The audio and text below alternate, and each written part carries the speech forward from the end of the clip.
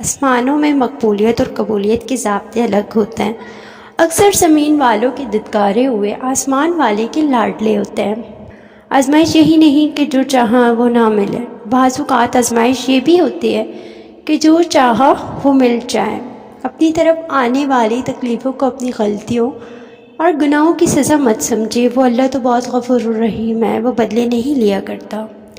اللہ کی طرف سے دی گئی دیر میں کتنی خیر ہے، یہ تمہیں تب سمجھ آئے گا جب یہ صبر کے اشک بار سجدے سے شکر کے سجدوں پہ بدل جائیں گے، اور تم کانپتے لبوں سے اس کے المجیب قبول کرنے والے ہونے کی گواہی دو گے۔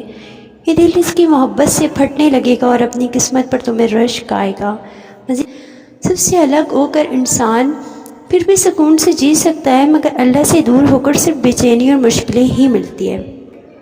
تمہیں اندازہ بھی نہیں ہوتا کہ اللہ پاک تمہارے اکثر خواہشات کو رد کر کے تمہیں کتنے غموں سے بچاتا ہے۔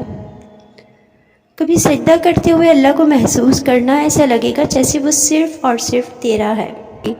آپ صلی اللہ علیہ وآلہ وسلم نے فرمایا، اپنی ضروریات کو پورا کرنے کے لیے رازداری کے ساتھ کام لیا کرو، کیونکہ ہر نعمت والے سے حسد کیا جاتا ہے۔ مزید ایسی ویڈیو کے لیے چینل سبسکرائب کرنا نہ بھولیے گا۔ ساتھ ساتھ ہماری ویڈیو پسند آئے تو اس کو آگے ضرور شیئر کریں، کمنٹ کریں۔ اللہ پاک آپ کو اس کا اجر دے گا۔ اللہ حافظ۔